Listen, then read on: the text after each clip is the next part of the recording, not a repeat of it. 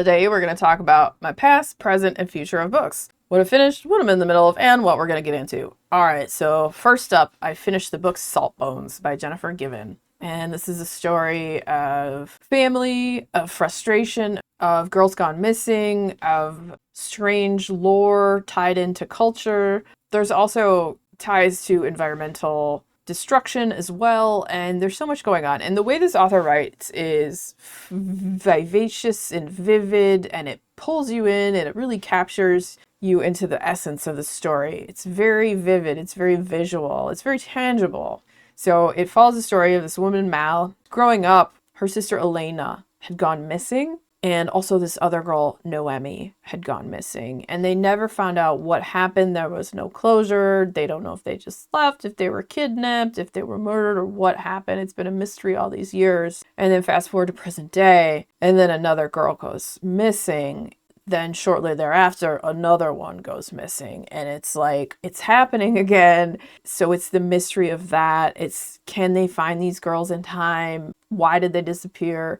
Who is doing this? Is it really this La Sigwanaba, this horse-headed woman that some people blame it on? Or is that just like a vision or hallucination that's not really real? Or is it something that is more to it than anyone would ever know? Well, you have to read it to find out. And it's a story that's sad, emotional, bittersweet, disturbing, so many things packed into it. This author also wrote another book that I read by them called River Woman, River Demon, and I really liked that one a lot. I think I like this one even more, though.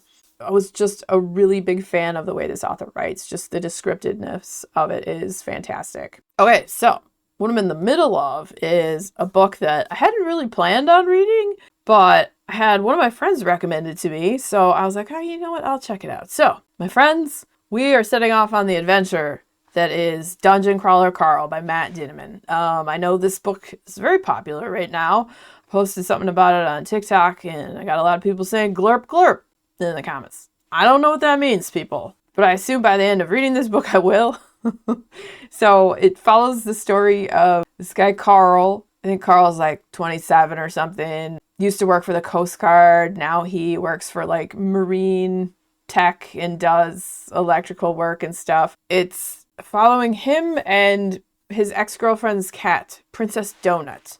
They are just trying to make it through the end of the world, but it's like on a reality TV show. People all throughout the galaxy are watching this. So that's all I know so far. I'm a few pages in where Carl's there and he's wearing like boxer shorts, a leather jacket, and pink Crocs, and he's holding Princess Donut. I've just literally put my toe in there, a few pages in, and that's what I'll be reading more of tonight. And it seems like this is a very beloved series. The excitement from everybody else has got me pretty excited to read more of it. And I mean, it's definitely in my wheelhouse with stuff like that because I like RPGs. I like D&D. I am a big nerd. So I think that I'll probably like this quite a bit. All right, so let's tell you what I'm going to get into. We have a random one that I got at the library, and that is The White Hot by Kiera Alegria Huedes. Let's tell you about it. And I was curious because it says the winner of a Pulitzer Prize. So that piqued my interest, and it's a novella, so it's short. This is a story of a runaway mother's 10 days of freedom and the pain, desire, longing, and wonder we find on the messy road to enlightenment. April is a young mother raising her daughter in an intergenerational house of unspoken secrets and loud arguments. Her only refuge is to hide away in a locked bathroom, an ambient soundscape plugged into her ears and a mantra on her lips, dead inside. Then one day, as she finds herself spiraling toward the volcanic rage she calls the White Hot, a voice inside her tells her to just walk away. That ticket takes her from her Philly home to the threshold of a wilderness and the beginning of a nameless quest. An accidental journey that shakes her soul awake, almost kills her, and leaves her on the brink of an impossible choice. The White Hot takes the form of a letter from mother to daughter about a moment of abandonment that would stretch from 10 days to 10 years. An explanation, but not an apology. Just as April finds in her painful and absurd sojourn the key to freeing herself and her family from a cage of generational trauma, so The author turns April's stumbling pursuit of herself into an unforgettable epic of self-discovery. And I think that sounds quite fascinating, and I'm looking forward to reading this. All right, next up, because I love witchy books, we have another witchy book. The Bane Witch by Ava Morgan. I like this cover. It's cute. All right, so let's tell you about the Bane Witch. Piers Corbin has always had an affinity for poisonous things, plants and men. From the pokeweed berries she consumed at age 5 that led to the accidental death of a stranger, to the husband whose dark proclivities have become concerning. Poison has been at the heart of her story.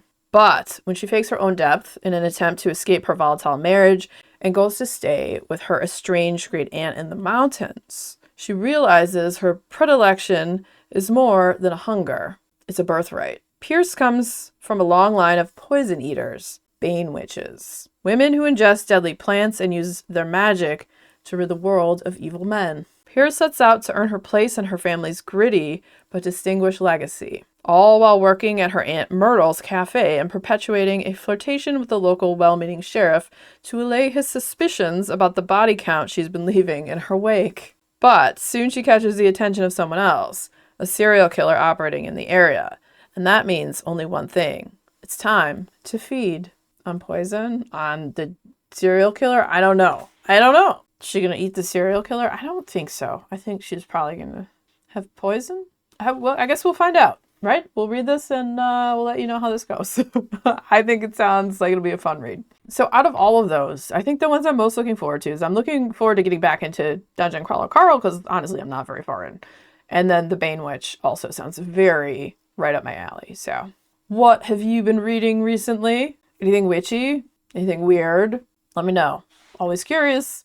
And if you enjoyed hanging out today, hit that subscribe button, come back, see me again, and we'll talk about more bookish things and weird stuff.